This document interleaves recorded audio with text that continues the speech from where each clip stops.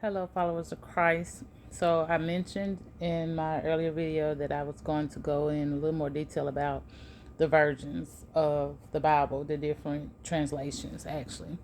So, I know it's been a while since I posted, but the reason, part of the reason is I've been reading Isaiah, right? And I got stuck on chapter 2 through 7. Like I kept reading it over and over and over and over and over. And it was not, I felt like it was something in there that should have been standing out to me because I felt it, but I couldn't really put my finger on it. And I noticed that every time I was reading it, I was not reading it from my actual book Bible. I was reading it on my online version or my app. And the app that I currently has only has one translation, and that's the King James version. And so it was really making it really difficult for me to read it or to absorb what I was reading. So I ended up I've been working so much that it's been hard for me to just kind of, you know, get into the habit routine, my back to my normal routine. So I finally took a day and some time and started reading. Went and picked up my actual Bible, which is in a New King James Version, I believe that's is. And I started reading the chapters again. I said, okay, I'm going to read this again because I know there's something in here that God is trying to show me because He keeps bringing me back to it. And sure enough, it was in chapter 4, verse 3. I want to say I may have that. Chapter 3, verse 4. The word was blood guilt. And I was like, whoa, like that's a strong word. So, but it stood out enough for me to know, okay, Lord, I need you to break this down for me. And so he was like, no, just keep reading. Now that I've gotten your eyes on something that you can comprehend, keep reading. So I kept reading. I read all the way through chapter 10. And so during these chapters, the book of Isaiah is really, you see a lot of expression of what God felt like when his children, when the people started, was really just sinning. I'm just gonna use the words that was used. They were sinning. They was doing a lot of unnecessary sins, and then they would go and make a sacrifice to atone for their sins. And they kept repeating the same thing over and over, and there was no meaning behind it, and it had angered God. And Isaiah had got a vision, and during the vision, he was during the delivery of the message, he was telling them everything that the anger, how angry God was, and what was all going to happen.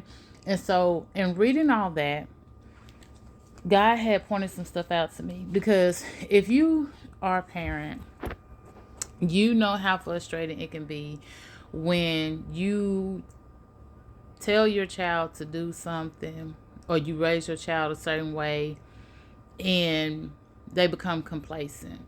Or if you are, it's like, you know, you get in the habit of having to tell them every time, clean your room, clean your room, clean your room. Like they know to clean their room. They know when you expect the room to be clean, but yet and still, they put you in that position to always want to say it. It can get you frustrated. And so I felt like that was the emotional side of it. It's like you're sitting here, you've taught your children to do better, and yet here they are still going back to their old ways. In the sense of the book of Isaiah, they were still idols. They were still doing a lot of unnecessary, like they said, the women were being risque, and the men was out here fighting and having wars and stuff unnecessarily, just hatred towards each other, and it was a lot. And God's like, I've showed up for you guys. I have rescued you. I've delivered you. I've given you nothing but peace and time to get this right. And y'all continue to do things the old way. And so that, believe it or not, we're talking about faith, right? This whole journey that we're on is about building our faith. and about getting a closer relationship with God. But one of the things that God pointed out to me was more so about when you start practicing faith, at some point you got to become faithful. So you have to, they say faith without action is dead. It finally rendered to me what that means. It's, there's one thing to do things in order to increase your faith and build your faith, but at some point that has to transition over into being faithful. Just being faithful to God and being faithful and just being trusting in Him. And there's a way to get there, but in order to get there, you have to get out of certain mode. So I did take some notes down because I was up late, because it just, I couldn't go to sleep until I got it all written down. When I finally was able to go to sleep once I got to write it out. So I'm going to read it because I took the time to write it down. And this is how it flowed out. It's not enough to have faith. You also have to become faithful. We underestimate God's expectation of us when we remove the essence of our being who He created us to be. So what does that mean? So God created all of us with an intention, with a purpose, right? There is something in us. We are somebody. We have a purpose in our life. We are just not here to exist. We have a purpose. We have a being. And when we're going through life and we're just doing the standard basic things in life and we're not becoming who He created us to be, who He expects us to be, that's when we're letting Him down. That's when we're letting ourselves down. That's when we've strayed from our path. So it's not enough to just believe and say, oh, Lord, yeah, I know you're there.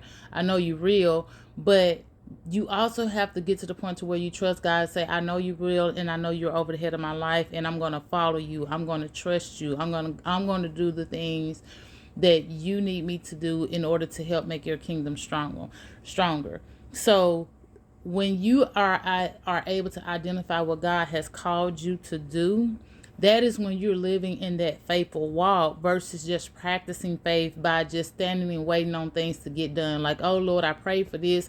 He gave me that. I prayed for this and He gave me that. We have to get out of that. Eventually, we have to evolve from that mindset to the point to where we trust God to just take care of our needs and take care of us because we're faithful to Him. So that was the epitome of what the origin of what I got. Now, when you read it, you're not going to find a whole lot of faithful and believing in the chapters of Isaiah. But if you just take a step back from everything that Isaiah is saying and witnessing, all the things that's going on, because he lays it out, you take that step back and you try to put yourself in a relation with God and start meditating, praying on it, you'll be able to see this is what He's trying to get out of the people.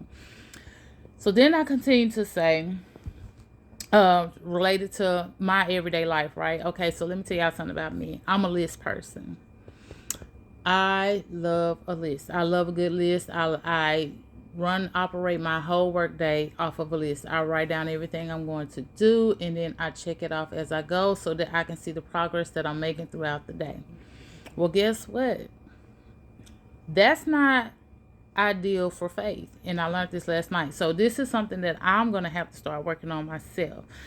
List checking gets us in trouble because we feel once we've checked it all, we're done.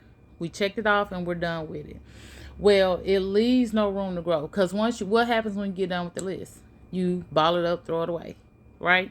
And the next day you start over. You repeat a whole new list. So you're just operating in a standard notion and motion to just get things done.